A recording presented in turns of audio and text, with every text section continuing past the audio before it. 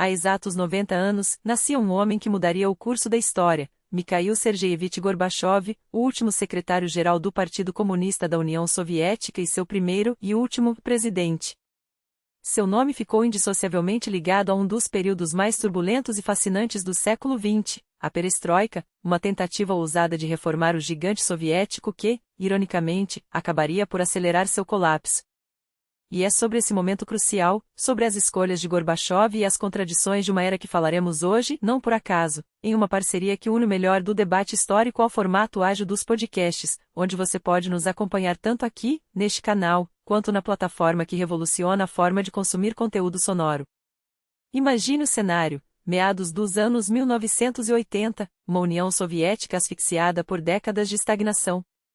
Em menos de 3 anos, o país enterrara 3 líderes, Brezhnev, Andropovich e Chernenko, uma sucessão de figuras envelhecidas, doentes, incapazes de conduzir não apenas uma nação, mas sequer suas próprias vidas. O Politburo, esse círculo de poder onde decisões eram tomadas entre tosses e remédios, havia se tornado um verdadeiro asilo de velhos. Até que, em 11 de março de 1985, algo inesperado, um homem de apenas 54 anos, energia pulsante e discurso renovador, assume o comando. Mikhail Gorbachev não era mais um nome na fila dos gerontocratas. Era uma promessa ou uma ameaça, dependendo de para quem você perguntasse. 2 narrativas explicam sua ascensão. A primeira, mais simples, é a do cansaço. A elite soviética, exausta de velórios e discursos arrastados, clamava por sangue novo. Foi Andrei Gromyko, o veterano ministro das Relações Exteriores, quem quebrou o impasse com uma frase cortante: basta de aposentados. Precisamos de alguém que ainda tenha força para governar. A segunda versão, mais intrigante, fala de uma guerra silenciosa entre facções. De um lado, os liberais, se é que esse termo cabia na URSS, liderados por Gorbachev, com sua retórica de reformas. Do outro, os conservadores, encastelados no aparato do partido e no complexo militar-industrial, com seu candidato, Grigori Romanov, um burocrata de Leningrado apoiado pelos generais e pelos donos das fábricas de armas. No fim, a aposta recaiu sobre Gorbachev. E o que se seguiu não foi uma transição tranquila, mas um terremoto. Anatoly Cherniaev, assessor próximo de Gorbachev e autor de diários que hoje são peça-chave para entender a perestroika, registrou um detalhe revelador. Quando Chernenko foi escolhido, em 1984, os aplausos no salão do Politburo foram tímidos, quase constrangidos. Um ano depois, com a eleição de Gorbachev, o mesmo salão explodiu em vaia ensurdecedora. Não era apenas alívio, era esperança. Mas será que o país inteiro compartilhava desse entusiasmo? Será que a sociedade soviética, depois de décadas de repressão e escassez, realmente ansiava por mudanças ou apenas se acomodara à ideia de que nada jamais mudaria? Quem viveu aqueles anos conta uma história bem diferente do mito da primavera iminente. Não havia euforia nas ruas, nem manifestos pela liberdade. O que existia era uma mistura de ceticismo e curiosidade morna. Um artista da boemia moscovita, daquele círculo que frequentava exposições clandestinas na Malaya Gruzinskaya e lia Solzhenitsyn às escondidas, resumiu bem: nós não acreditávamos em transformações. A vida seguia seu curso, guitarradas, conversas até tarde, um copo de algo proibido aqui, um livro censurado ali. A perestroika? Era mais um assunto para discutir entre amigos, regado ao uísque comprado na Berioska, aquele oásis de produtos ocidentais acessível só a quem tinha dólares ou conexões. Ninguém apostava num futuro diferente. Afinal, a URSS sempre fora eterna, não? Eis a grande questão: por que Gorbachev, então, insistiu em mexer num sistema que, apesar de doente, parecia imutável? Por que não seguiu o script de seus antecessores, governando com a inércia burocrática que mantinha tudo no lugar, ou pelo menos dava essa ilusão? A resposta está nos números cruéis que ele herdou. A economia soviética era um colosso de pés de barro, crescimento industrial em queda livre, agricultura falida, a ponto de o país importar trigo, uma dependência humilhante do preço do petróleo. Cada rublo arrecadado tinha destino certo: 80 copeques iam para o complexo militar industrial, para a corrida armamentista contra os Estados Unidos, para sustentar regimes aliados no leste europeu e em guerras distantes como o Afeganistão. Os 20 copeques restantes mal davam para manter as aparências. Era um modelo insustentável, um barril de pólvora prestes a explodir. E havia o fator humano, ou a falta dele. O Politburo era um cemitério de ideias, povoado por homens que há décadas ocupavam os mesmos cargos, repetiam os mesmos discursos e, acima de tudo, já não tinham nem saúde nem vontade para governar. Gorbachev sabia, ou a URSS se reformava, ou entraria em colapso. A pergunta não era se o sistema iria ruir, mas quando. E assim, contra todas as expectativas de uma sociedade que aprenderá a desconfiar de qualquer promessa de mudança, ele decidiu arriscar. Não por capricho, não por idealismo ingênuo, mas porque a alternativa era assistir, passivo, ao naufrágio de um império. O resto, como se costuma dizer, é história.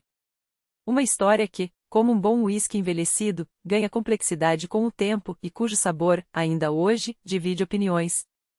Até meados dos anos 80, quem ainda detinha as rédeas do poder na União Soviética era uma geração forjada no fogo da Segunda Guerra, aqueles que sobreviveram à Velikaya Otechestvenaya, às purgas fatalistas e às turbulentas manobras de poder de Khrushchev.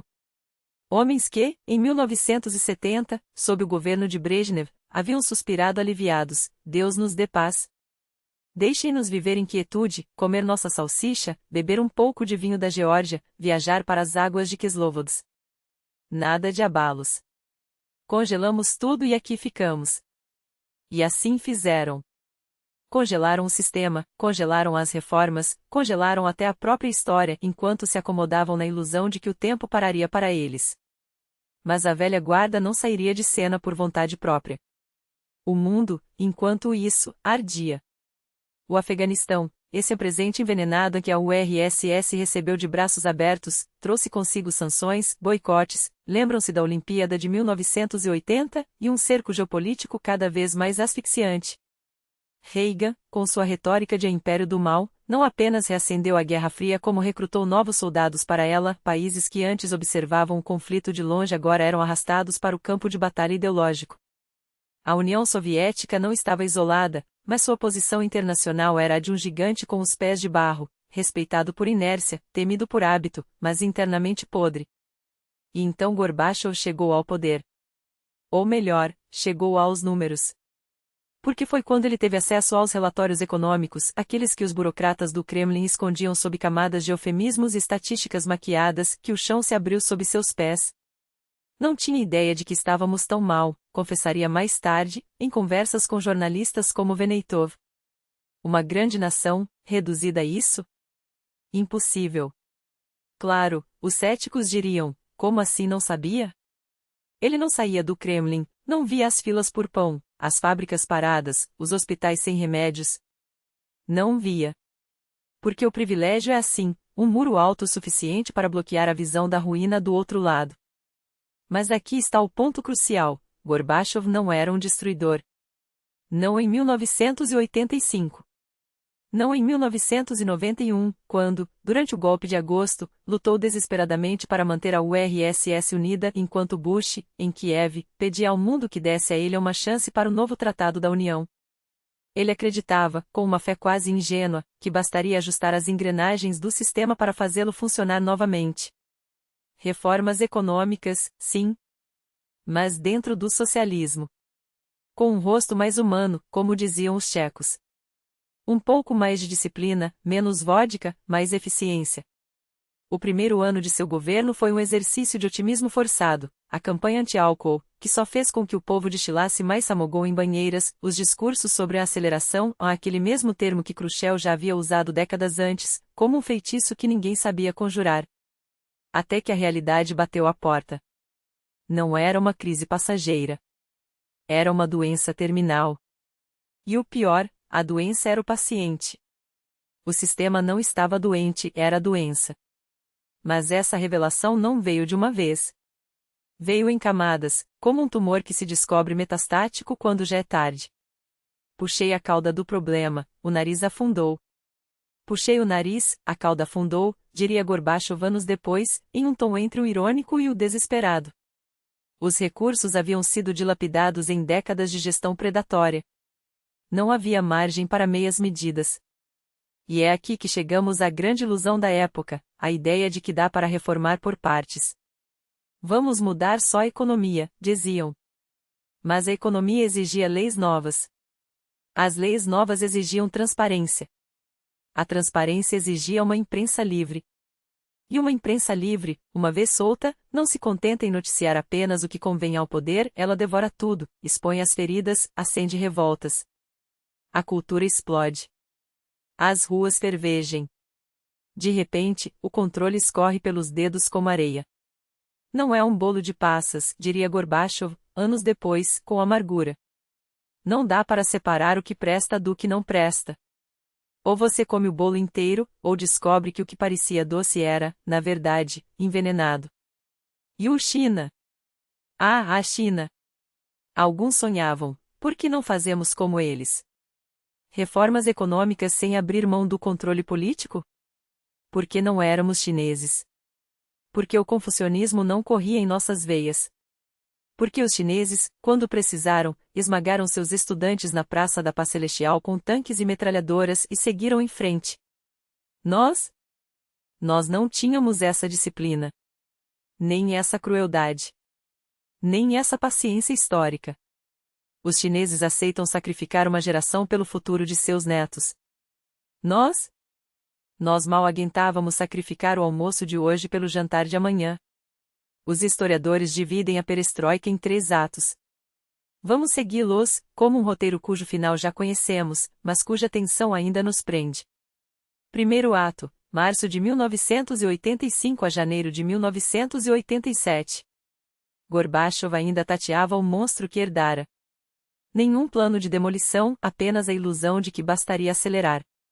Em abril de 1985, no primeiro plenário do Comitê Central, ele lança a política de Auskoreni, a aceleração. Mais produção, mais eficiência, mais socialismo. Sim, o mesmo socialismo que já havia falhado em acelerar com Khrushchev. A palavra perestroika nem sequer era mencionada. Ainda. Até que, em maio daquele ano, em Leningrado, território de seu rival Romanov, Gorbachev solta a frase que mudaria tudo: camaradas, precisamos nos reestruturar. O termo cai no discurso oficial como uma semente. Ninguém imagina que ela germinará em um incêndio. Por enquanto, o projeto era outro, a campanha anti-álcool, essa cruzada moral que só provou uma coisa, que um povo acossado pela escassez não desiste do único analgésico que lhe resta. O soviético bebia tudo: vinho, vodka, samogon, álcool de limpeza, perfume Krasnaya Moskva. Há uma anedota da época: 2 bêbados entram em uma loja. Como sempre, 2 garrafas de colônia? Pergunta o balconista. Sim, e dessa vez com uma mulher gorda na etiqueta.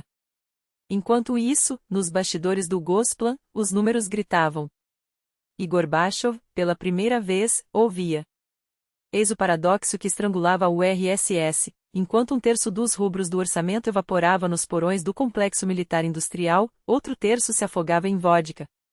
Os números não mentiam, e foi justamente nos arquivos empoeirados do Gosplan que Gorbachev, ainda sob a sombra de Andropov, encontrou a prova irrefutável: o Estado soviético não apenas tolerava, como dependia da embriaguez coletiva. Você quer sustentar o país com dinheiro de bêbados, camarada?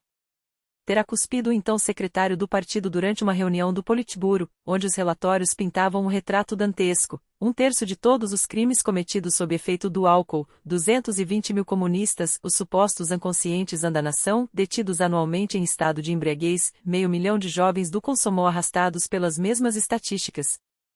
Os documentos não deixavam dúvida: a URSS estava se afogando no próprio veneno. E qual foi a solução genial dos burocratas?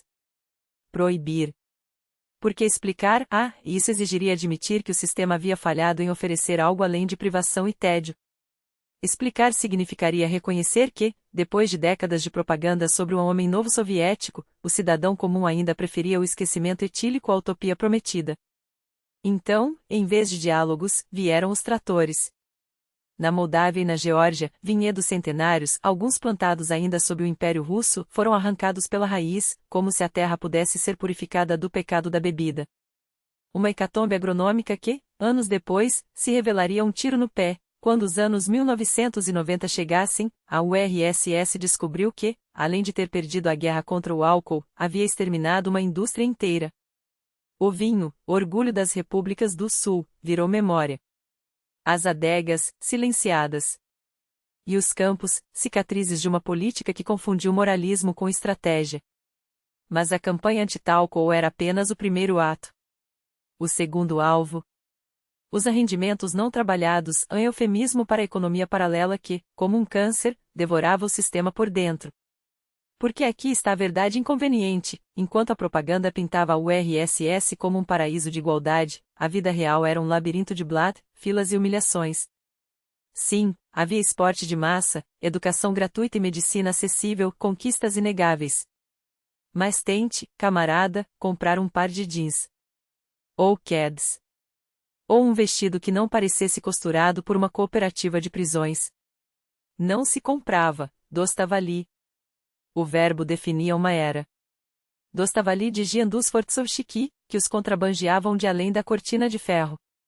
Dostavali carne do açougueiro de confiança, que esquecia um pedaço de costela sob o balcão. Dostavali até dentistas decentes, porque os dos postos de saúde pareciam saídos de um manual de tortura medieval.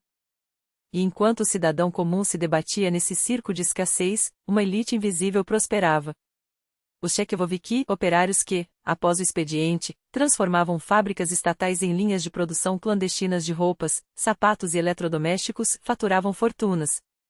Os Fortsovchiki vendiam de tudo, desde perfumes franceses até gravadores japoneses, em trocas que aconteciam nos becos ou em apartamentos discretos. E no topo dessa pirâmide, a nomenclatura: diplomatas que voltavam de missões no exterior com malas cheias de deficit, videocassetes, whiskies, roupas de marca, para revender em berioscas, aquelas lojas fantasmagóricas onde tudo era pago em dólares ou cheque do Vnetorgorka. Um país onde crevetes eram artigo de luxo, mas mísseis balísticos saíam da linha de montagem como pães quentes. Foi nesse pântano que Gorbachev mergulhou as mãos. A campanha contra os rendimentos não trabalhados começou com estardalhaço: o caso do algodão uzbek, um escândalo que expôs como a República Centro-Asiática, sob o comando do clã de Sharov Rashidov, inflava números de produção, desviava milhões e corrompia Moscou com subornos em malas diplomáticas. Dois nomes surgiram como símbolos dessa limpeza: Anglian e Ivanov, procuradores que viraram estrelas da glasnost, estampando jornais enquanto desenterravam a podridão do sistema.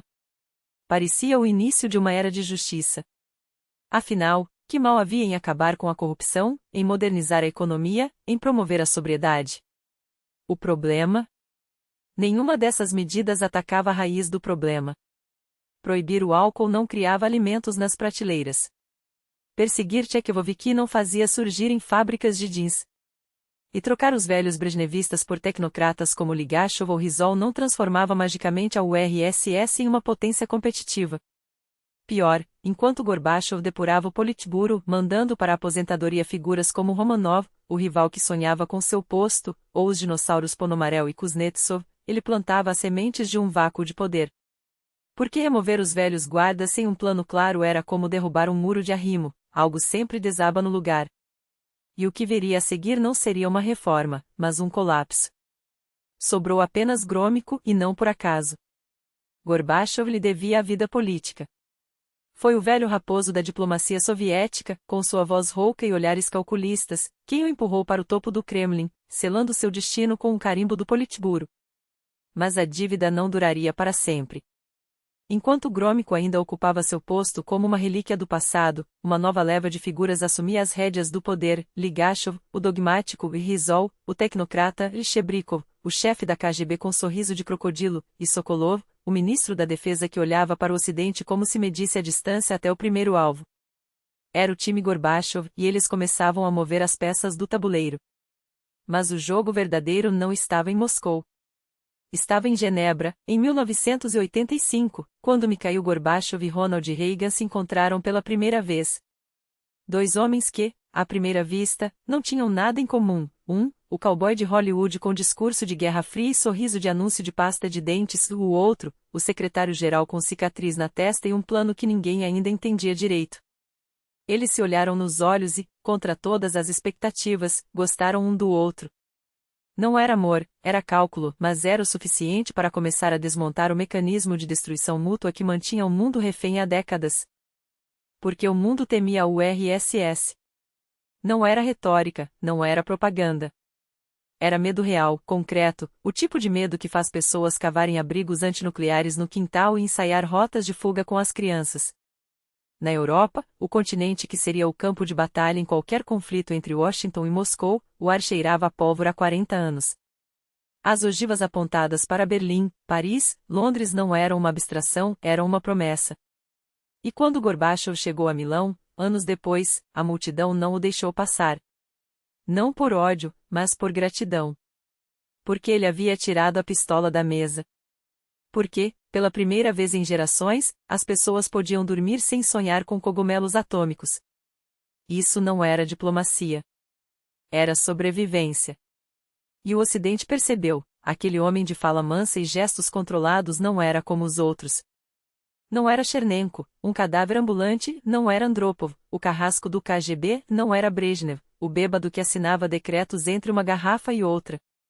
Era alguém que podia ser convencido. Que queria negociar. E quando os dois líderes se sentaram à mesa em Genebra, não falaram apenas de desarmamento, falaram do fim de um mundo. Porque a Guerra Fria não era um jogo de xadrez, era uma partida de roleta russa com o dedo no gatilho. E Gorbachev, contra tudo e todos, decidiu recolher a arma. Mas enquanto o mundo aplaudia a distensão, dentro da URSS algo muito mais perigoso começava a fermentar, a glasnost. Uma palavra que soava como um suspiro depois de décadas de asfixia. Porque até então, a verdade era um luxo reservado ao Politburo. A guerra no Afeganistão? Silêncio. Os caixões que voltavam cobertos pela bandeira vermelha, sem honras, sem luto público? Silêncio.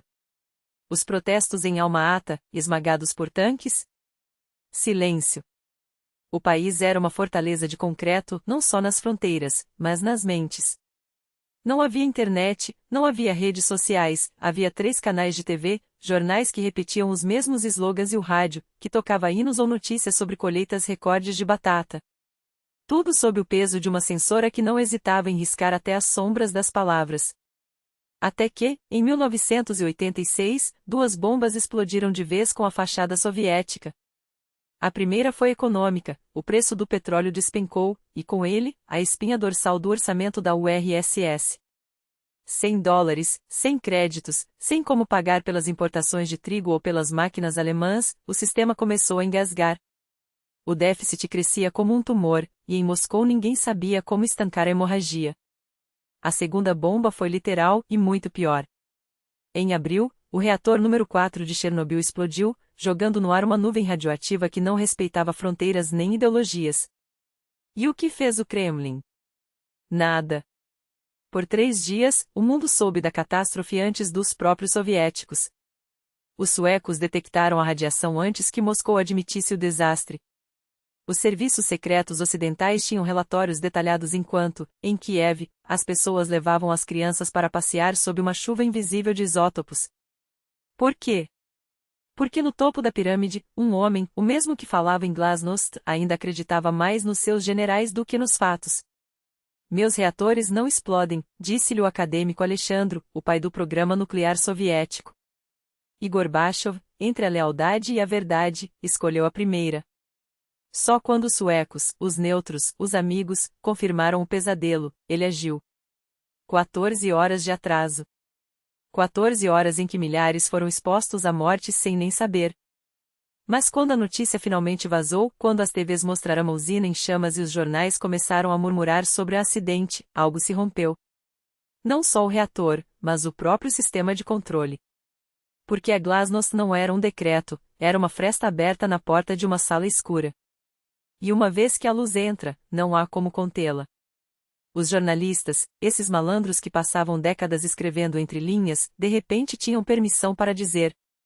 Primeiro, com cautela, um artigo sobre os soldados mortos no Afeganistão, uma nota sobre corrupção em alguma república distante. Depois, sem freios. Porque quando você ensina um povo a questionar, ele não para no primeiro porquê. E então veio o teleponte. Leningrad-Boston, 1986.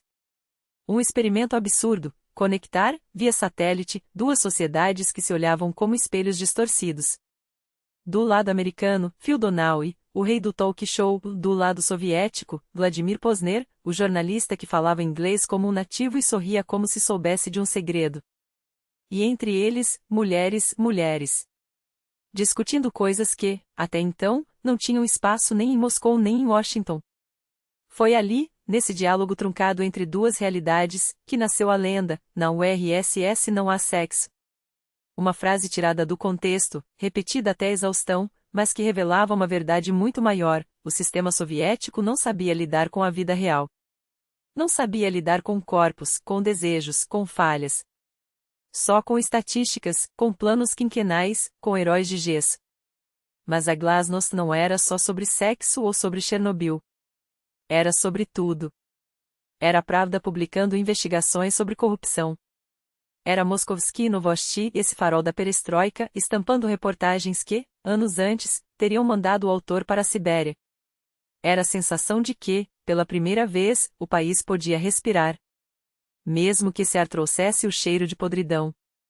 Porque quando você abre as janelas de uma casa fechada há 70 anos, o que entra não é só oxigênio. É a constatação de que os alicerces estão apodrecidos. E que, talvez, não haja mais como consertá-los. E então, de repente, o impossível se torna rotina. Você ligava a televisão e lá estava o Vremya, aquele noticiário que por décadas serviu como voz oficial do Politburo, agora transmitindo debates acalorados sobre reformas econômicas. Mas o verdadeiro terremoto era o Projector Perestroiki, aquele programa que, só pelo nome, já soava como uma provocação. Porque uma projetora não ilumina apenas, ele expõe. E o que estava sendo exposto? Tudo aquilo que o regime havia enterrado sob camadas de censura e medo. Era surreal. A Sovetskaya Rossia, aquela publicação que parecia ter sido talhada em granito ideológico, de repente se transformava em algo mais ousado que as próprias Moskovski Novosti. Diariamente. Sob a batuta de Mikhail Nenachev, ela virava um ringue onde se desmontavam mitos com a precisão de um cirurgião ou de um carniceiro, dependendo do ponto de vista. Os editores-chefe eram substituídos como peças de xadrez em um tabuleiro revolucionário. No lugar dos velhos burocratas, chegavam jovens com olhares afiados e uma missão: queimar os arquivos da hipocrisia. E foi assim que Eugene Dodolev, um dos jornalistas que melhor captou o espírito da época, publicou O Baile Branco, um texto que detona como uma granada no meio da sala de estar soviética. Imagine só, o cidadão comum, criado na ilusão de que a prostituição era um mal capitalista, depara-se com uma reportagem que descreve, em detalhes cruéis, mulheres vendendo seus corpos a estrangeiros por dólares. Não qualquer moeda, não qualquer cliente é dólares, o símbolo máximo da corrupção imperialista. E o pior, elas não apenas sobreviviam com isso, elas floresciam. Jantares em cafés em moeda estrangeira, casacos de pele que custavam o salário anual de um engenheiro, o desdém ostentado diante de garçons e policiais. Era como se alguém tivesse arrancado a máscara de um sistema que jurava ser moralmente superior e revelado, por baixo, um rosto idêntico ao do inimigo que tanto condenava. O choque? Indescritível. Até então, a prostituição era um boato murmurado entre vizinhas na fila do pão, aquela da rua tal, dizem que anda com turistas. De repente, estava estampada no Komsomolskaya Pravda, um dos jornais mais lidos do país. Bum! Não havia mais como fingir. A corrupção não era um defeito pontual, era um câncer metastático. O acaso do algodão Andidelion Ivanov, que antes era apenas um sussurro nos corredores do partido, agora ganhava manchetes nacionais. E o efeito dominó era inevitável: se a imprensa central denunciava, por que as regionais não fariam o mesmo? De repente, cada cidade, cada república, cada colcós tinha seu próprio escândalo para expor. Aqui, os secretários do partido desviam fundos para dachas luxuosas. Ali, a milícia fecha os olhos para o tráfico de jeitinhos. E olhem só como vivem os nossos líderes: uísque importado, eletrodomésticos que nem em Moscou se encontra, enquanto nós comemos salsicha de segunda. Era o colapso de uma narrativa.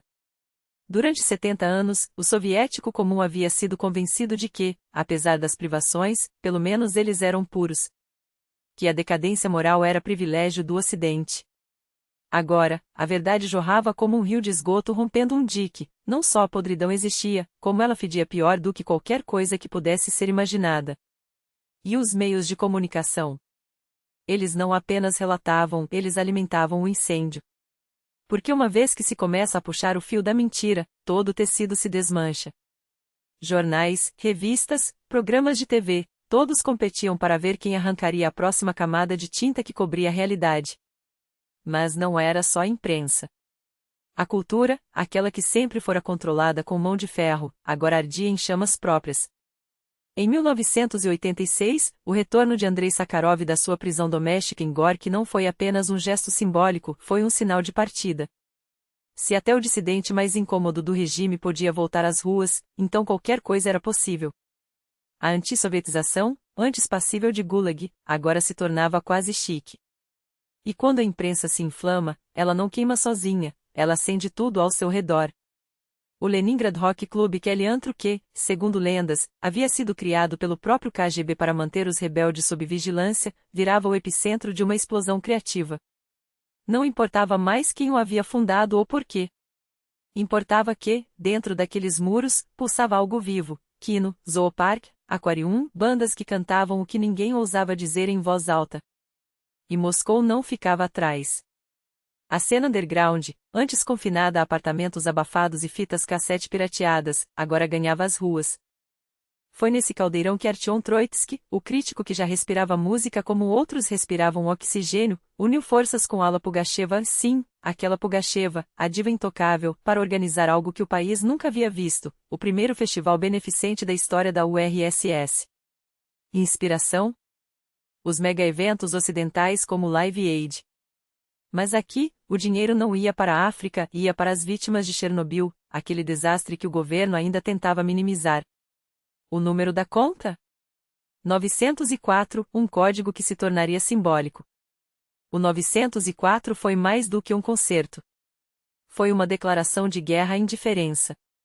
No palco, lado a lado, grupos oficiais como o Dinamik e Autograph dividiam espaço com os marginalizados, os Neformali, como Bravo, aquela banda que o Ministério da Cultura ainda tentava proibir a todo custo. Porque, claro, a burocracia não desistiria sem lutar. Uma hora antes do show, eles apareceram, 3 funcionários com caras de enterro, exigindo que o Bravo fosse riscado da programação. Sem licença, sem profissionalismo, sem permissão. A resposta? Vão para o inferno educado, mas firme. Se não gostaram, vão reclamar com o Yakovlev ou com o próprio Gorby. E, para surpresa de ninguém, os burocratas recuaram como baratas sob a luz. Porque o mundo já havia mudado, e eles eram os últimos a perceber. Enquanto isso, lá estava Gorbachev, o homem que, sem querer, havia se tornado o roqueiro-chefe da perestroika. Os generais secretários anteriores? Fantasmas em limusines blindadas, que mal ousavam acenar para multidões cuidadosamente selecionadas. Ele saía do carro. Andava entre as pessoas. Em Leningrado, sem aviso prévio, ele simplesmente parou o cortejo, desceu e passou horas conversando com operários, estudantes, donas de casa. A segurança, acostumada a tratar a população como uma ameaça, quase teve um treco. Mas o povo adorou. Porque, pela primeira vez em décadas, a autoridade não cheirava a naftalina, cheirava a humanidade. E então veio o Reykjavik. Gorbachev e Reagan, cara a cara, em uma cena que parecia saída de um filme de espionagem. Os americanos brincavam: existem os doces ursinho do norte, e agora existem os doces ursinho de Reykjavik. Mas por trás do humor, havia algo muito mais sério. Enquanto o avião de Reagan ainda cortava os céus rumo a Nova York, Gorbachev já anunciava ao mundo: não haverá guerra nuclear. Um cheque-mate diplomático. Quando Reagan pousou, não teve escolha a não ser endossar a declaração. O jogo havia mudado. E assim, peça por peça, o impensável se tornava inevitável. A URSS não estava apenas se reformando, estava desmoronando em câmera lenta. E o mais irônico: nada disso havia sido planejado. Gorbachev queria salvar o sistema. Os jornalistas queriam apenas contar a verdade. Os músicos queriam tocar. O povo queria, finalmente, respirar. Mas quando você abre as comportas de uma represa, não há como controlar a enchente. E então, como se o destino quisesse testar os limites da perestroika, 1986 não trouxe apenas reformas, trouxe catástrofes. Não uma, mas uma enxurrada de desastres que expuseram, como nunca, as fraturas de um sistema que já cambaleava. Gorbachev, o homem que queria consertar o império, virou refém de um ano amaldiçoado. Ironias do destino, ele fazia a coisa certa, mas o universo parecia conspirar contra ele. Primeiro, Chernobyl. Uma ferida aberta que o mundo inteiro viu sangrar, porque agora, com a glasnost, não dava mais para esconder a podridão debaixo do tapete. Mas não para por aí. Em agosto, o Admiral Nakhimov, um transatlântico soviético, colidiu com um navio de carga no Mar Negro. Centenas de mortos. Corpos boiando, famílias destruídas, e, pela primeira vez, jornais escrevendo sobre isso sem medos. Antes, tragédias assim eram engavetadas, sufocadas pela censura. Agora o povo lia, chocado, que seu próprio país era capaz de matar seus cidadãos não só com balas e gulags, mas com negligência, com incompetência, com a arrogância de um sistema que se julgava infalível. E assim, entre as cinzas de Chernobyl e os corpos do Nakhimov, algo se quebrou de vez, a ilusão de que a URSS era uma fortaleza inquebrável. As pessoas começaram a entender que viviam em um castelo de cartas e que o vento já soprava forte demais. Mas se os desastres abalaram as estruturas, foi a cultura que detonou as mentes. Porque em 1986, 2 obras, uma canção e um filme, capturaram o zeitgeist da perestroika como nada mais. Primeiro, dos Nautilus Pompilius. Uma música escrita por Ilya Kurmiltsev que não era apenas uma canção, era um manifesto. Um grito contra a hipocrisia de um povo que falava uma coisa nas ruas e outra nas cozinhas. Uma frase que virou faca, cortava direto no cerne da mentira soviética. Como sobreviver em um sistema onde a verdade é crime e a lealdade, uma máscara? A resposta estava no ar, não dava mais. A canção se espalhou como fogo em palha seca, repetida, discutida, recitada como um hino de uma geração que já não aguentava mais viver na ficção. E então veio, de Karen Shakhanazarov. Um filme sobre um jovem que se envolve com a filha de um burocrata do partido e que, sem querer, expõe toda a podridão da nomenclatura. Diálogos afiados, cenas que respiravam a agonia de um sistema em decomposição. Quando o protagonista, com uma sinceridade brutal, declara que seus princípios são um salário decente, um apartamento no centro, um carro e uma dacha e, de preferência, trabalhar o mínimo possível, não era apenas um personagem falando. Era o país inteiro. Era o fim da utopia. Era a admissão de que, depois de décadas de sacrifícios em nome de um futuro que nunca chegava, o que o povo queria mesmo era o básico, viver como um ser humano, não como uma engrenagem. E o povo foi às salas de cinema. Em massa. Porque não era só um filme, era um espelho. E o que ele refletia? Que a mudança não era mais uma possibilidade. Era uma avalanche. 1987 chegou, e o que era uma fenda virou um abismo. A censura, aquele monstro que por décadas decidiu o que o povo podia pensar, começou a ruir. Livros proibidos, os mesmos que circularam clandestinamente em samizdatas, passados de mão em mão como relíquias, agora eram publicados aos montes. De Ibachov, de Dudintsev. Obras que desenterravam os crimes de Stalin, que mostravam como a inteligentsia havia sido dizimada, como o país havia sido construído sobre ossos. E o povo leu. Vorazmente. Porque os soviéticos, apesar de tudo, eram uma nação de leitores. Sem internet, sem YouTube, sem algoritmos, só havia livros, rádio e a televisão estatal. Mas era o suficiente. Aqueles textos não eram apenas palavras. Eram granadas. E então veio a bomba, a comissão de reabilitação. Não era a primeira vez, Khrushchev já havia aberto a caixa de Pandora na Oktepel, mas a porta havia sido fechada novamente, a tempo de salvar o partido. Agora, não. Agora, os arquivos eram abertos, os nomes dos executados, torturados, enviados ao Gulag eram publicados nos jornais. Listas intermináveis de vidas destruídas. Pais, avós, tios que desapareceram na noite e nunca mais voltaram. E de repente, o país inteiro descobria que não vivia em uma nação heróica, mas em um matadouro disfarçado de pátria. O impacto? Devastador. Porque não era apenas sobre o passado. Era sobre o presente. Se Stalin era um carrasco, o que isso fazia de Brasil? E de Andropov? E de todos aqueles que, sabendo da verdade, escolheram o silêncio? A pergunta que ecoava nas cozinhas, aquelas mesmas cozinhas onde se falava a verdade, era simples e aterradora: por que nós permitimos isso?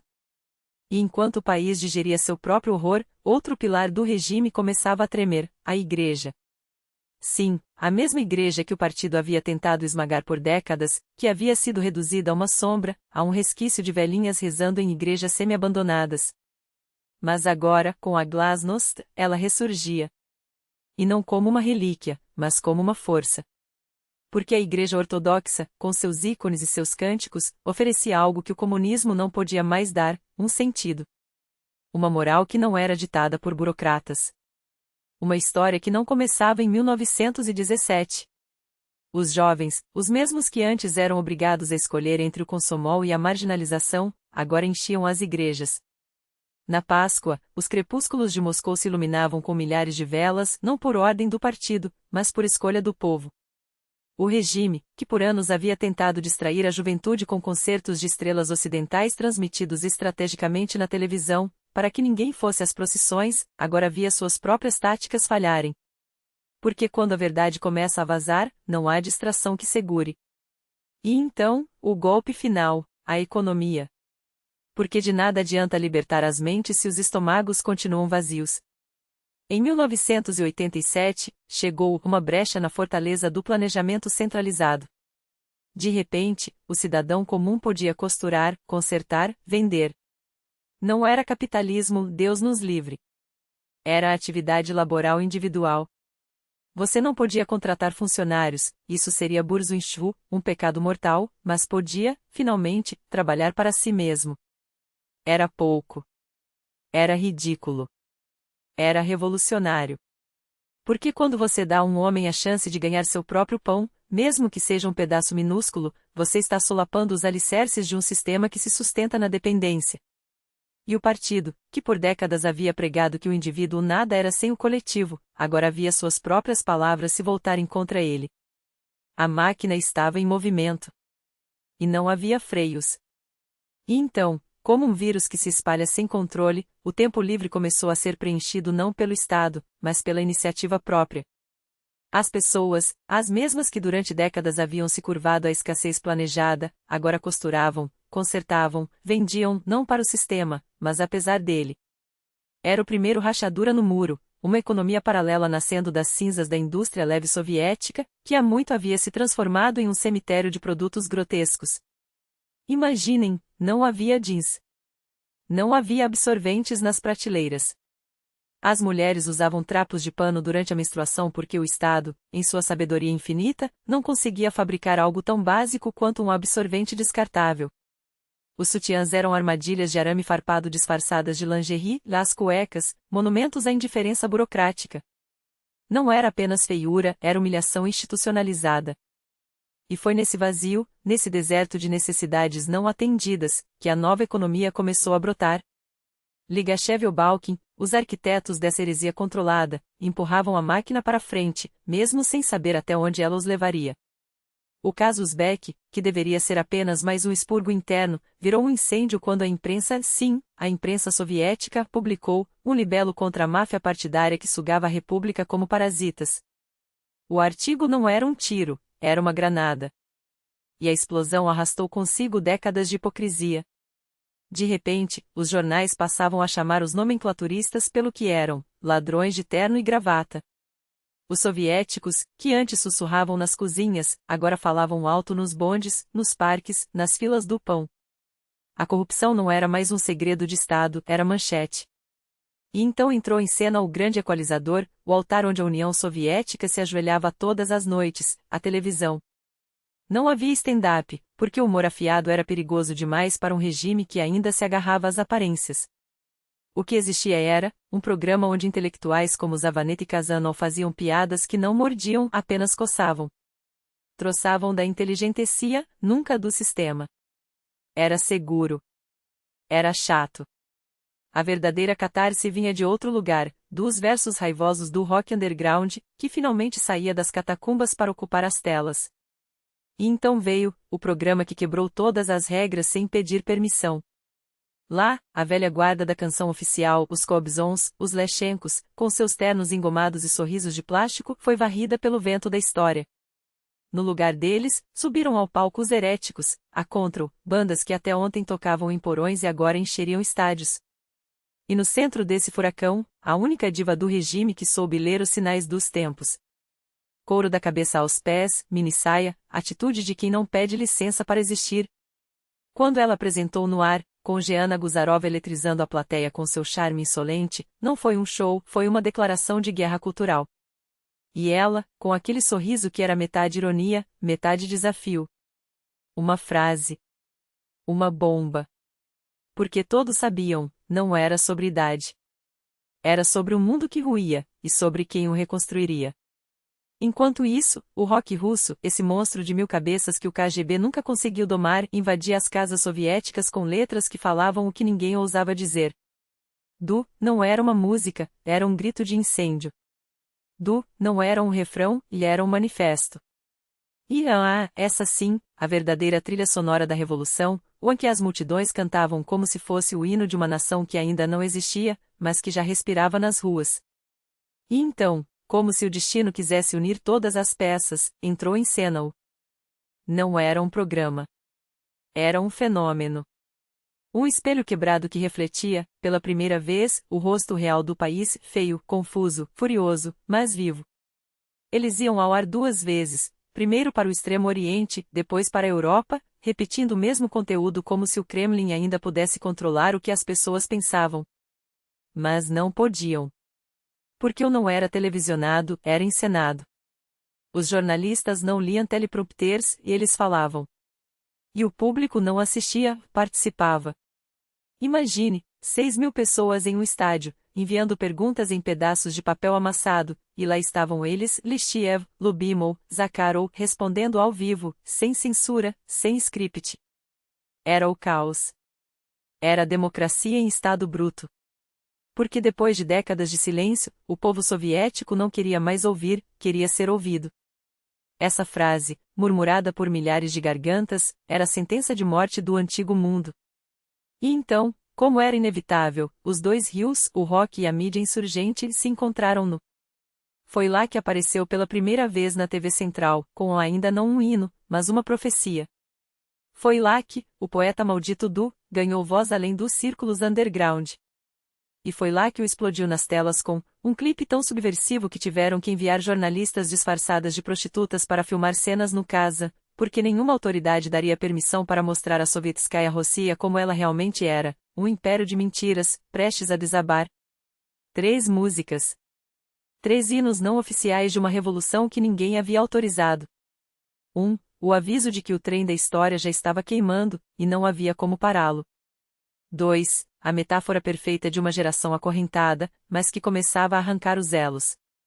3. O grito de guerra dos que já não pediam reformas, mas justiça. E todas elas, pela primeira vez, no horário nobre. Não por acaso. Porque a perestroika não era mais um plano de Gorbachev, era um incêndio que ninguém, nem mesmo ele, conseguia mais controlar. E então, de repente, a verdade crua invadia as telas. Não mais velada por discursos oficiais ou censurada por comissões partidárias, por uma garrafa de cerveja, aqui no Kazansky, qualquer mulher pode, e o país inteiro entendia o recado. Não era apenas sobre sexo por trocas mesquinhas. Era sobre o colapso moral de um sistema que reduzia corpos, desejos e dignidades à moeda de troca em estações de trem sujas. E eu, com meu sorriso de consomolista bem comportado, olhava direto para a câmera. Eis aí, camaradas, as falhas que ainda persistem em nossa sociedade. Falhas? Não. Era a podridão exposta ao sol. E enquanto as autoridades torciam o nariz, a juventude ouvia e reconhecia sua própria voz naqueles versos arrastados de, porque não eram mais andeficiências do socialismo. Era o diagnóstico de uma era. O rock russo não era mais um sussurro nos porões de Leningrado ou nos apartamentos comunais de Moscou. Era um terremoto. Em Podolsk, o festival de rock lotava estádios com uma energia que os discursos do Politburo jamais conseguiriam. Os clubes de rock brotavam como cogumelos após a chuva, a de Leningrado, o épico berço de monstros sagrados como, nomes que hoje podem soar distantes, mas que na época eram como oxigênio para uma geração asfixiada. Imagine o hip hop hoje, a forma como ele domina ruas e algoritmos, como dita modas e revoltas. Agora volte a fita, era exatamente assim. O rock não conquistava, ele invadia. Bandas que ontem tocavam para 10 amigos em um porão amanhã enchiam com milhares de punhos erguidos. Não era evolução. Era uma tomada de poder cultural. E o Estado, que por décadas havia caçado esses desviantes com a fúria de um inquisidor, de repente se via obrigado a negociar. Primeiro, a legalização. Sim, vocês podem tocar, mas sob nosso controle. Depois, as brechas, um programa aqui, um festival ali, desde que não abalem demais as estruturas. Até que, em 86, 87, o impossível aconteceu, o rock no rádio. As mesmas vozes que antes eram abafadas por jamers do KGB agora ecoavam em apartamentos de Minsk a Vladivostok. E eu estava lá, no epicentro desse terremoto, orquestrando-o, em Hamburgo, em Paris, fazendo tremer os palcos de Berlim. Até a diva pop, astuta como sempre, pulou nesse trem na final. Quem melhor para surfar uma onda do que quem já dominava as marés? Seus duetos com seus como eram a prova de que até a oficial precisava se render ao novo tempo. Enquanto isso, figuras como que nunca pertenceu ao rock, mas soube captar o espírito da revolta melhor que muitos, viravam ícones apesar do sistema. Suas letras, afiadas como lâminas, cortavam mais fundo que qualquer guitarra distorcida. Isso não era música. Era uma profecia. E então, as tribos. Porque não bastava mais ser soviético, era preciso escolher que tipo de soviético você seria. Com suas jaquetas de couro e cabelos longos, desafiando a moral dos girando em círculos de concreto ao som de New Wave, enquanto aqueles brutamontes de coturno caçavam a não conformistas nos parques, com a bênção velada da milícia, batam bem, meninos. Esses aqui são antissoviéticos. A ironia. Eram tão produto do sistema quanto os que espancavam. Todos, de alguma forma, rebeldia ou conformismo, eram filhos da mesma. Até que, em 1987, jogou uma bomba nas telas. Não era um documentário. Era um espelho. E o reflexo não mostrava pioneiros sorridentes, mas jovens perdidos entre o velho mundo que desabava e o novo que ainda não nascia. Enquanto isso, nos bastidores, a cultura oficial ruía. Os velhos guardiões do cinema eram varridos por uma nova leva, Muradova. E então veio. Se tivesse um filme manifesto, seria esse. Uma mistura explosiva onde um velho burocrata do partido se deparava com um mundo que não entendia, dançando em ruínas, cantando sobre o fim, e Viktor Tsoi, com sua voz rouca, entoando. Não como pedido, mas como ameaça. O filme foi massacrado pela crítica oficial, decadente. Antissoviético. Mas nós, transformamos a censura em propaganda. Camisetas da Noir, debates acalorados, a sensação de que estávamos fazendo história, não apenas cobrindo. Porque era isso, o cinema, a música, a televisão, tudo virava trincheira. Enquanto Gorby falava assinando tratados para desmontar mísseis, a juventude já vivia essa nova mentalidade nas ruas. E a cultura? A literatura do realismo socialista, aqueles romances sobre heroicas e operários exemplares, viravam papel de embrulho. No lugar, até, finalmente livres. Era uma revolução sem tiros, mas não menos sangrenta. Os velhos deuses caíam. E no lugar deles? Bem, no lugar deles, havia aquela voz metálica, saindo de rádios proibidos, que começava com e era imediatamente afogada pelo do KGB. Mas agora, pela primeira vez, o ruído não conseguia abafar tudo. Porque o mundo já tinha entrado. E não sairia mais. O ar vibrava com o zumbido das ondas inimigas, Rádio Liberty, Free Europe, a voz da América. Tudo era abafado, sufocado, porque aquelas frequências traziam verdades inconvenientes sobre o paraíso soviético. O KGB, com seus, transformava cada transmissão em um ruído branco, um nada controlado. Até que, em 1987, o silêncio foi quebrado. Não por decreto, não por revolução, por um clique. As Jomens Stations foram desligadas, primeiro nas repúblicas bálticas, depois como uma onda que engoliu o império. De repente, o mundo falava. E o que ele dizia não era bonito. Mas o ano não se resumiria a ondas de rádio. As bordas do império começaram a ferver. A Armênia e o Azerbaijão, dois nomes que soavam como um aviso, se entrechocaram em Nagorno-Karabakh. Um conflito que começava como brasas, discussões, tensões, olhares tortos, logo virou labaredas. Moscou, distraída com suas reformas, deixou queimar. E quando percebeu, já era tarde. As repúblicas olhavam para o centro com desconfiança crescente: eles não nos controlam mais. Essa era a mensagem. E essa mensagem, como um vírus, se espalharia. Mas o golpe mais humilhante viria do céu. Um jovem alemão, Matthias Rust, de 18 anos, pilotando uma Cessna 172, um aviãozinho de passeio, quase um brinquedo, decolou de Hamburgo, sobrevoou a Islândia, a Finlândia, e, como se o espaço aéreo soviético fosse seu, pousou na Praça Vermelha.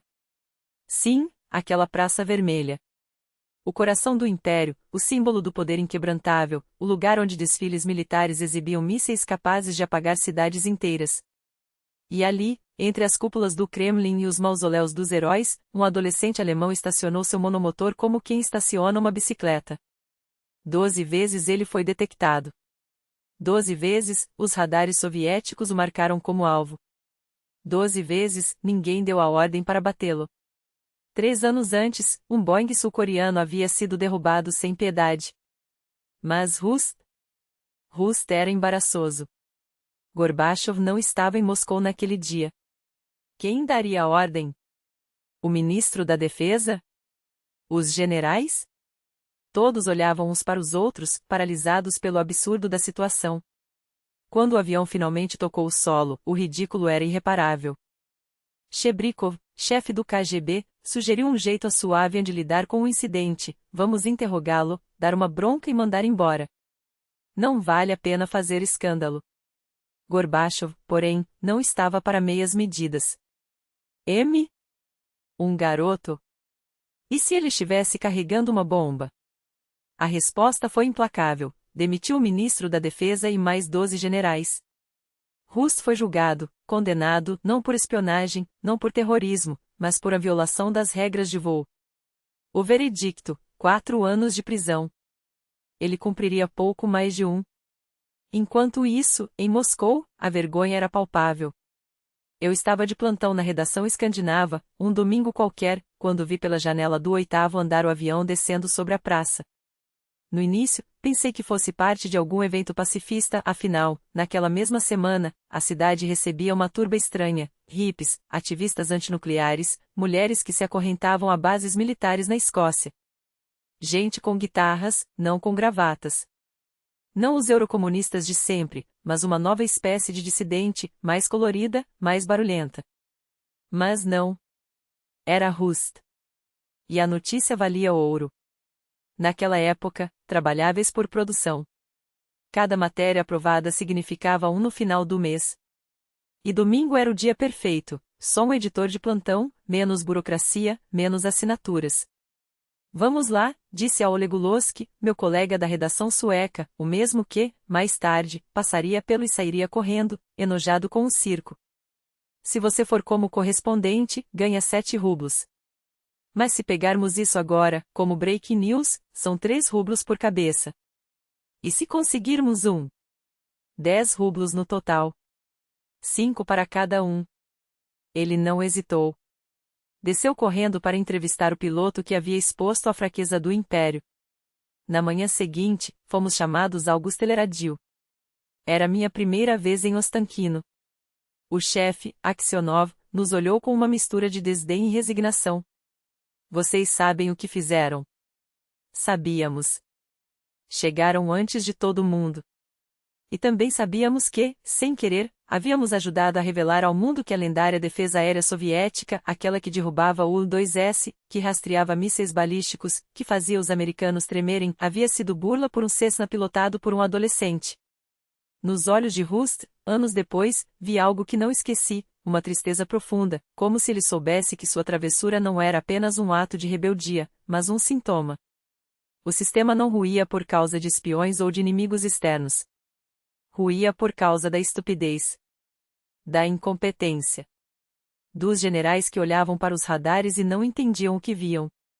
Dos burocratas que, em vez de agir, discutiam protocolos. Dos jovens como nós, que só queriam ganhar os trocados extras e, sem querer, expuseram o apodrecimento de tudo. As consequências? Gorbachev arrasou a cúpula militar. Mas o pior não era isso. O pior era o que os aliados pensavam. A Polônia, a Hungria, a Tchecoslováquia, países que, décadas antes, haviam sido invadidos por tanques soviéticos para restaurar a ordem, agora olhavam para Moscou e riam por trás das mãos. Eles não conseguem nem proteger a própria Praça Vermelha. O que nos impede de fazer o que quisermos? O prestígio do império evaporava. E com ele, o medo. 1988 chegou como um furacão. 2 eventos marcariam um ano, um político, outro econômico. Ambos, fatais. A 19ª Conferência do Partido aprovou algo impensável, a transferência de poder. A todo-poderosa KPSS, o partido que havia governado sozinho por 7 décadas, agora dividiria o trono com os sovietes. Nasceria um novo órgão, o Congresso dos Deputados do Povo, e em 1989 haveriam eleições de verdade. Não aquelas farsas unipartidárias, mas algo que cheirava a democracia. O império, sem perceber, havia começado a se desmontar por dentro. Enquanto isso, nas ruas, outra revolução acontecia. De repente, era permitido fazer negócios. Vender, comprar, lucrar, sem medo da Lubyanka. A União Soviética, que havia condenado o capitalismo como um câncer, agora o abraçava em dose homeopática. E o país, faminto, devorou a ideia. Surgiram como cogumelos depois da chuva, barracas de armênio, quiosques de chebureki fritos, carrinhos de sorvete, aquele que saía cremoso de máquinas brilhantes, servido em casquinha de wafer, uma novidade que fazia crianças e adultos babarem. Os primeiro, onde por 50 copeques você assistia a filmes ocidentais em fitas piratas.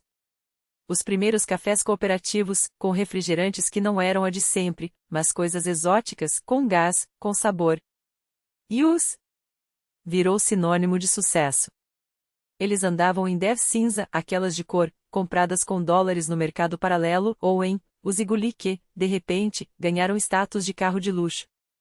Movimentavam dinheiro como nunca se viu. E onde há dinheiro, há sangue. Surgiram os amprotiores, homens que batiam à porta dos cooperativos e ofereciam proteção. Por uma taxa. Recusar? Arriscado.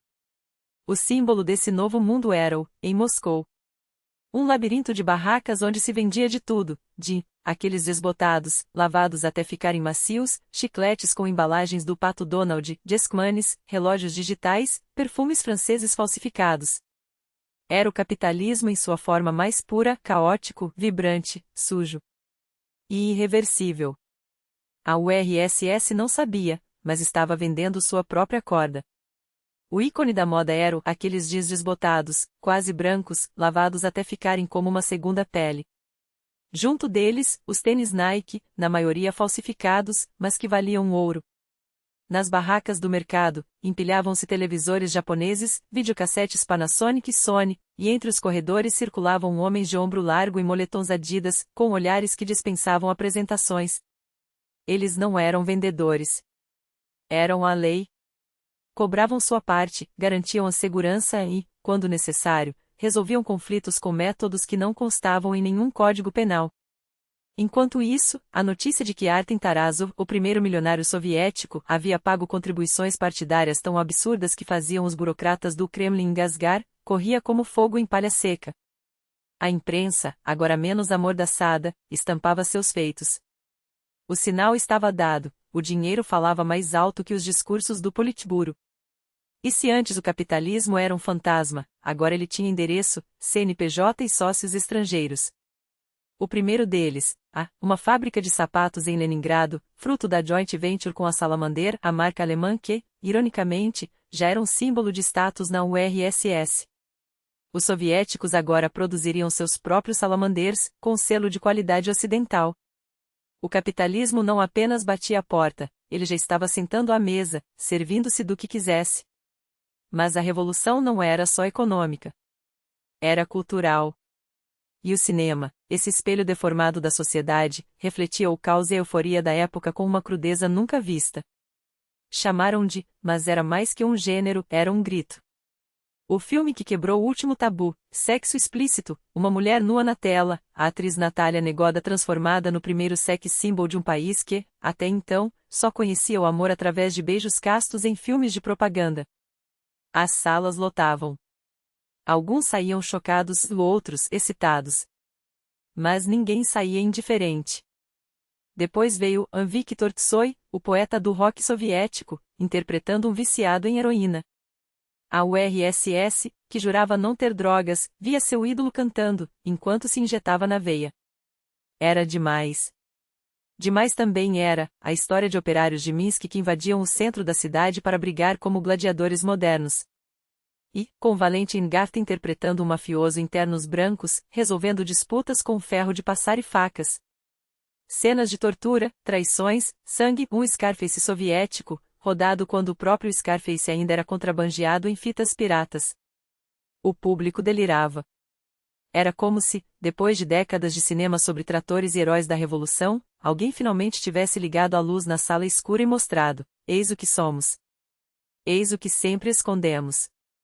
Enquanto isso, a URSS celebrava o milênio do batismo da Rússia em 1988, um evento que, anos antes, teria sido impensável. Gorbachev, o mesmo homem que pregava o ateísmo científico, agora falava em televisão nacional sobre a importância da fé ortodoxa. As igrejas, antes transformadas em armazéns ou demolidas, começaram a ser devolvidas aos fiéis. Era como se o país, após 70 anos de negação, tivesse descoberto que tinha uma alma e que ela estava faminta. Até o esporte, último reduto do orgulho soviético, virava símbolo da nova era. Sergei Priashin, um jogador de hóquei qualquer, assinou com o Calgary Flames da NHL em 1988. Salário em dólares. Vida no Ocidente. Algo que, até então, existia apenas nos sonhos dos dissidentes ou nos roteiros de Hollywood. E enquanto a seleção de futebol perdia de forma épica para a Holanda de Van Basten e Gullit no Euro 88, ela se redimia meses depois, conquistando o ouro olímpico em Seul. Era como se o país, mesmo tropeçando, ainda acreditasse que poderia correr. Mas nas bordas do império, a realidade era outra. No Azerbaijão, uma noite de fevereiro de 1988 virou pesadelo. Armazéns saqueados, mulheres estupradas, corpos empilhados nas ruas. O motivo? Ser armênio. Moscou demorou a reagir. Quando fez, o dano já era irreversível. O conflito entre Armênia e Azerbaijão, antes contido, agora ardia como um rastilho de pólvora. Não era mais uma questão local, era uma ferida aberta no flanco da URSS. E enquanto o Kremlin tentava apagar o incêndio, nas repúblicas bálticas, outro fogo se acendia. Na Lituânia, Letônia e Estônia, os ganhavam às ruas. Suas bandeiras não eram vermelhas, eram as mesmas que tremularam antes da ocupação soviética. Em P, cidade lituana à beira do Báltico, as férias de uma família russa viravam lição de geopolítica, lojas com adesivos dos antigos símbolos nacionais, olhares hostis, recusem falar russo. Você está em território lituano, diziam os cartazes, sem precisar de palavras. A URSS ainda existia no mapa, mas, na prática, a já havia partido. E ninguém, absolutamente ninguém, imaginava que aquilo era o início do fim. Afinal, em 1989, o país vivia sua primeira eleição, quase, democrática. Candidatos. Debates. Urnas que, pela primeira vez, não eram mera formalidade. Nos muros dos prédios, cartazes com nomes como intelectuais, reformistas, gente que falava em glasnost sem medo de ser presa. E então surgia ele, Boris Yeltsin, o homem que desafiava Gorbachev dentro do próprio Soviete Supremo. Junto com Sakharov, Popov e outros, formava uma facção de deputados que não queria mais meias medidas. Acabem com o artigo 6 da Constituição, exigiam. Sem monopólio do CUS. Sem socialismo de fachada. Gorbachev, o homem que havia solto o gênio da garrafa, agora tentava, desesperado, controlá-lo. Falava em socialismo com rosto humano, mas a URSS já não queria nem socialismo, nem rosto, nem humanidade, queria liberdade. Mesmo que isso significasse desmoronar. Enquanto isso, além das fronteiras, o mundo assistia atônito à queda do Muro de Berlim. Gorbachev, o mesmo que anos antes jurava que a cortina de ferro duraria 1000 anos, agora assistia, passivo, ao desmonte do símbolo máximo da Guerra Fria. Não usaremos força, declarou. E não usou. A Alemanha se unificou. A Polônia, a Hungria, a Bulgária todas abandonavam o campo socialista em revoluções de veludo. Só a Romênia resistiu. Nicolae Ceausescu, o último ditador stalino, tentou se agarrar ao poder. O resultado: um julgamento sumário, um pelotão de fuzilamento e um casal de cadáveres ensanguentados no Natal de 1989. O bloco soviético ruía. O Pacto de Varsóvia, desintegrado. A OTAN, vitoriosa. E então veio a lenda. Gorbachev jurava que o Ocidente prometera, a OTAN não se expandirá para o leste. Mas não havia papel assinado. Não havia tratado. Só a palavra de homens que, no momento seguinte, negariam tudo. Nunca prometemos isso, diriam depois. E tinham razão. A história não é escrita com apertos de mão, é escrita com tanques, moedas e mapas. A URSS, que um dia ditou as regras do jogo, agora descobria, tarde demais, que havia perdido a partida sem nem saber que estava jogando. Eis que a ilusão se desfez em pó. 1989, o ano em que a história acelerou até perder o freio. Os jornais ainda estampavam manchetes triunfantes, a perestroika nos salvou, o futuro chegou. Enquanto, nas entrelinhas, o chão tremia. A muralha de Berlim desabava em pedaços, e o Ocidente invadia não com tanques, mas com algo muito mais perigoso, o McDonald's. McDonald's. Repetiam os soviéticos, como se fosse o nome de um deus estrangeiro. Abriria dali a 2 anos, prometiam. 2 anos de espera por um hambúrguer que simbolizava tudo o que não tinham, abundância, velocidade, o sorvete que não derretia nas filas quilométricas por um pedaço de salsicha duvidosa. E então, o Afeganistão. A retirada das tropas, decidida não por idealismo, mas porque os relatórios do KGB e dos generais não mentiam, estamos afundados. Não podemos vencer. Eles nos matam nas costas enquanto recuamos. Gorbachev negociou com os americanos, sim, os mesmos que juravam ser inimigos, para que os mujahideen não fizessem dos soldados soviéticos alvos fáceis na retirada. Um acordo sujo, mas eficiente. Os tanques voltaram para casa, e os caixões de zinco pararam de chegar. Uma vitória? Não. Uma rendição disfarçada. 3 anos de debates no Politburo, 3 anos em que os militares e a inteligência esmagaram os velhos burocratas que ainda sonhavam com o prestígio soviético. Como assim abandonar nossos aliados? Gemiam os nostálgicos. Como assim perder? Mas a derrota já estava consumada há muito. O império sangrava, e ninguém mais tinha coragem de admitir. Enquanto isso, em Moscou, um terremoto silencioso, julgaram Shurbanov. O genro de Brezhnev, o homem que personificava a corrupção da era estagnada, o símbolo vivo de como o poder se herdava como um feudo medieval. Case-se como Shurbanov, dizia o ditado, irônico, cruel. Andropov o havia poupado, enquanto eu viver, ninguém toca nele. Mas Andropov morreu, e a era dos intocáveis morreu com ele. Shurbanov foi preso. Imagine hoje prenderem um oligarca, um chefe de estatal, um daqueles que parecem acima das leis. Impossível?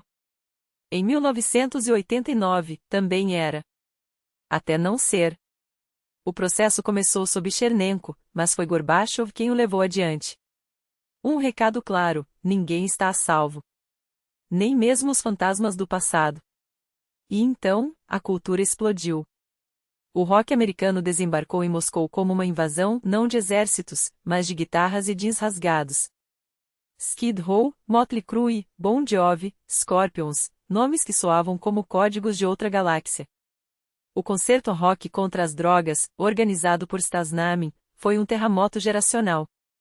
Compare com hoje, é como se, após décadas de isolamento, Kendrick Lamar, Drake e Billie Eilish desembarcassem de repente em Pyongyang para um show único. Sem internet, sem MTV, sem nada, apenas o boato, a fita pirata, o rádio que captava vozes do além. E o canal 2x2, aquele que hoje exibe desenhos, era então a janela proibida para o mundo. Lembro como se fosse ontem. Chegavas à escola e a encontravas vazia. Onde está todo mundo? Perguntavas. Você é louco? Está passando clipes no 2x2. E corrias. Deixavas a mochila cair, descia as escadas aos tropeços, porque aquelas 4 músicas em sequência, a parada americana, os videoclipes que mostravam um planeta que não era cinza, valia mais que qualquer aula. Era a primeira vez que víamos o futuro. E o futuro não falava russo.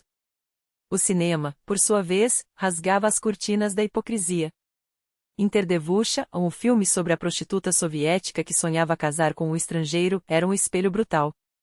Não havia mais heróis socialistas, apenas sobreviventes, as interdevushi, os bandidos, os trapaceiros que fariam qualquer coisa por um par de jeans ou um passaporte para fora. O paraíso dos juncos revelava os gulags esquecidos, os campos onde prisioneiros eram escravizados para colher plantas inúteis. Acidente, filha de um policial, mostrava a podridão que apodrecia por baixo do verniz ideológico. Era o cinema da verdade inconveniente, aquele que o regime nunca teria permitido antes. Mas agora? Agora até a censura tinha vergonha de si mesma. E então, a fome chegou. Não a fome de pão, ainda não, mas a fome de tudo. As prateleiras esvaziavam. Primeiro, sumiam as carnes. Depois, o açúcar. Depois, os cigarros. As filas cresciam, os rumores também, dizem que vão racionar. Em 1990, os talões chegaram. Papéis timbrados que te davam direito a 4 quilos de açúcar por mês, 2 maços de cigarros, um pedaço de manteiga que derretia antes de chegar à mesa. Os pais voltavam do trabalho e iam direto para os mercados, não para comprar, mas para tentar. Era uma loteria diária. Hoje tem batatas? Amanhã, talvez macarrão. E Gorby, o herói de 1985, virava o vilão de 1990.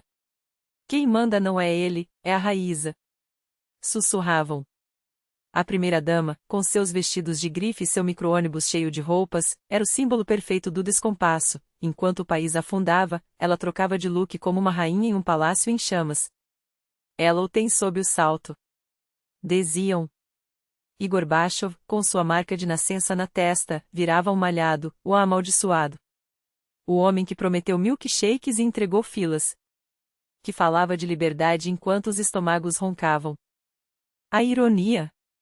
Tudo aquilo que ele desmontou, a censura, o partido único, o medo, não importava mais. Porque a liberdade não enche a panela. E quando o povo tem que escolher entre votar e comer, adivinhe qual vencedor histórico sempre sai vitorioso. Talvez a perestroika não valha a pena, começaram a murmurar. Talvez precisemos voltar atrás. Lembravam-se com saudade dos velhos, Brezhnev, Andropov, Chernenko, os gerontes que mal conseguiam falar, mas ao menos garantiam que havia pão nas prateleiras. Gorby tinha chegado como um milagre, um líder jovem, eloquente, que falava de reformas. Agora, era apenas mais um político que falhara na promessa mais básica de todas, alimentar seu povo. E o pior. Eles ainda acreditariam em outro milagre. Logo as coisas melhoram, diziam. Logo os mercados vão encher. Mas a história já tinha decidido o contrário. A conta da liberdade chegará. E o preço era alto demais. Eles ainda esperavam o milagre. Sempre o milagre. Chegou a hora dos milagres, repetiam como um mantra, como se a fé sozinha pudesse encher os pratos vazios ou fazer brotar pão das mãos de um líder que já não sabia nem onde estava o trigo. Mas milagres, como o amor, exigem mais do que crença, exigem trabalho, sacrifício, sangue. E o povo soviético, como um amante traído, tinha se cansado de esperar. A paixão inicial por Gorby, aquele homem que falava de glasnost com a convicção de um profeta, esvaía-se a cada fila de supermercado, a cada notícia abafada, a cada promessa adiada. Porque amor sem provas é ilusão. E ilusões, em 1990, eram um luxo que ninguém mais podia pagar. Quem, afinal, sabia dos horrores em Carabaca? Quem ouvia os gritos do Afeganistão, onde jovens voltavam em caixões ou sem pernas, enquanto a propaganda ainda os chamava de heróis? Ninguém. O povo só via uma coisa: as portas dos armários se abriam, e nelas não havia salsichas, apenas esqueletos. Os arquivos secretos se escancaravam, e o que saía dali não eram verdades reconfortantes, mas cadáveres políticos, erros estratégicos, mentiras em série. A censura ruía, a imprensa vomitava tudo que havia engolido por décadas, e de repente o país inteiro descobria que vivia em um castelo de cartas. A primeira a cair foi a cortina de ferro. Depois, o Pacto de Varsóvia desmoronou como um boneco de neve ao sol. E então veio a vez da própria União. Porque em 1990, a história acelerou. Não foi um desfile, foi um massacre. Em Tbilisi, tanques esmagaram manifestantes como se fossem insetos. Em Vilnius, o telecentro foi tomado à força, e o sangue dos lituanos manchou o asfalto que deveria ser deles. Em Riga, os tiros ecoavam como um aviso: o império não ia soltar suas garras sem arrancar pedaços. Cada república olhava para Moscou e via não um centro, mas um carrasco. E cada líder local, daquele momento em diante, fez a mesma pergunta: por que ser um fantoche quando posso ser um rei? A Estônia, a Letônia, a Lituânia declararam independência como quem arranca um curativo podre. O Azerbaijão seguiu. A Moldávia também. Não importava a ordem, importava o fato de que, pela primeira vez em 70 anos, ninguém mais pedia permissão a Moscou. E Gorby? Gorby, o homem que prometera reformar o irreformável, estava sozinho. Sua própria equipe o abandonava, como ratos deixando um navio em chamas. Pavlov, seu primeiro-ministro, lançou uma reforma monetária que foi na verdade um roubo institucionalizado. Primeiro, o Estado negou que haveria troca de moeda, um mês depois, aniquilou as economias da população com um golpe de caneta. A confiança que restava evaporou. Ninguém mais acreditava em Gorby. Ninguém mais o amava. Ele era apenas um homem atolado em um pântano de suas próprias contradições, tentando segurar um país que já havia decidido se desintegrar. Até que, em dezembro de 1990, veio a facada final. Eduard Shevardnadze, seu aliado mais próximo, o homem com quem sonhara a perestroika ainda nos anos de Stavropol, subiu ao púlpito do Comitê Central e jogou a bomba: há um golpe militar em andamento. Gorby quer ser um novo czar. A acusação ecoou como um tiro. Shevardnadze renunciou. Os jornais que ousaram publicar suas palavras foram censurados. Os programas de TV que tentaram discutir o assunto, como o Vzgliad, que eu mesmo dirigia, foram tirados do ar por uma semana, duas, como se calar a verdade pudesse impedi-la de existir. Mas a verdade, uma vez solta, não volta para a gaiola. Nós, do Vzgliad, nos recusamos a nos calar. Gravamos programas clandestinos, distribuímos fitas para estúdios piratas, burlamos a censura com truques de edição e subornos estratégicos. Em janeiro de 1991, enquanto os tanques ainda esmagavam sonhos na Pribal, nós invadimos o éter, trocamos as fitas do Piató e Coleso pelas nossas, pagamos alguns olhares fechados, e de repente, milhões viram o que Moscou queria esconder.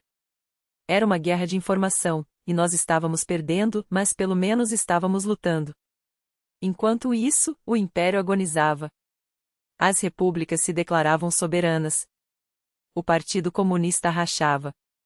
A economia desabava, cupom aqui, racionamento ali, uma dívida externa de 104 bilhões de dólares, o preço da utopia.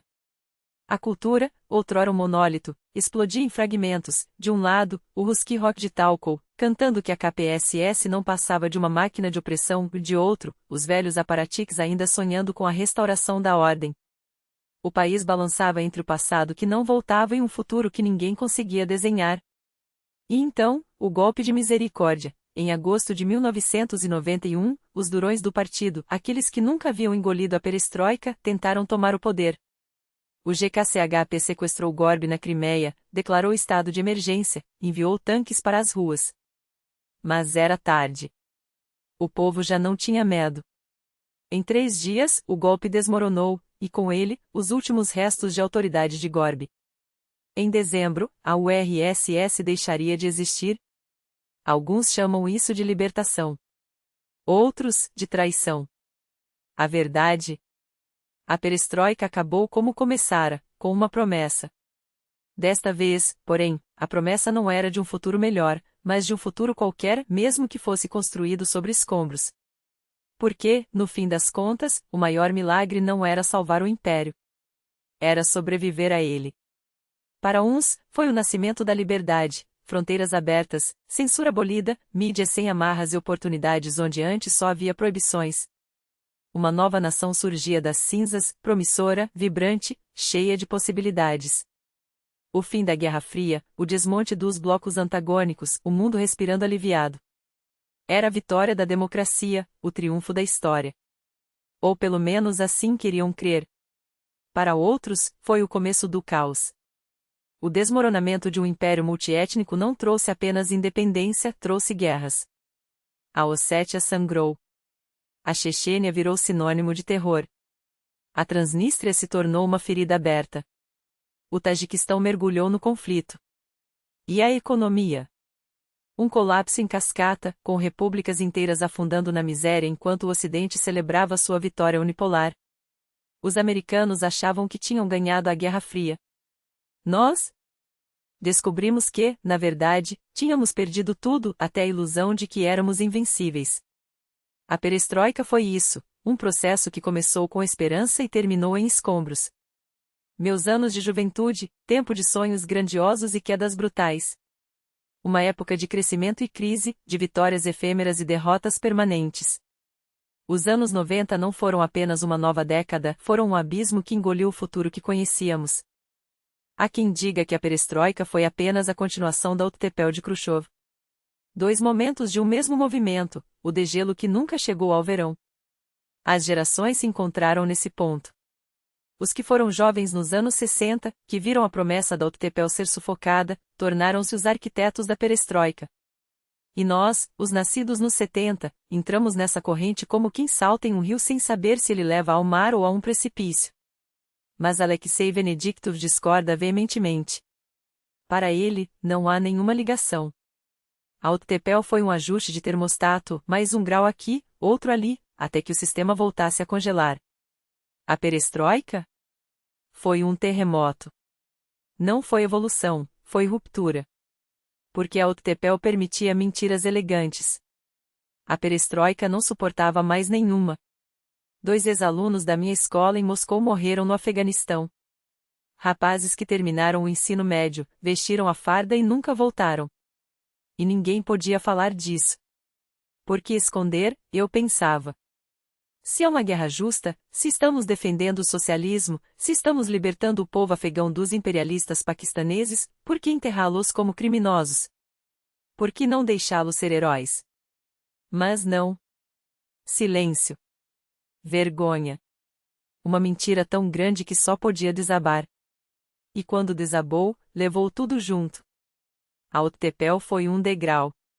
A perestroika foi um salto no vazio. Não havia glasnost. De repente, havia. Não havia propriedade privada? De repente, havia. Não era uma reforma, era uma revolução disfarçada. Gorby começou pensando em ajustes, mas acabou detonando as fundações. Como o Coronel Vazin na canção do Aquarium, que reuniu seu regimento e disse, vamos para casa. Lutamos por 70 anos. Nos ensinaram que a vida é uma batalha. Mas agora descobrimos que estávamos guerreando contra nós mesmos. O trem em chamas, essa foi a trilha sonora da perestroika. Boris Grebenshchikov parou de tocá-la por anos, tão gasta ela ficou. Todo mundo a ouvia em todo lugar, como um hino de que a guerra tinha acabado, de que o país finalmente voltava para casa. Só que não. A guerra mal havia começado. A perestroika terminou, e os anos 90 chegaram com tudo, selvagens, sangrentos, livres demais, cheios de promessas que viravam pesadelos. Sem a perestroika, os 90 não existiriam. E sem os 90, a Rússia de hoje não seria a mesma. Gorby foi diferente. Num país onde o poder sempre foi sinônimo de rapina, ele foi o único que não roubou, não esmagou, não se apegou ao trono como um parasita.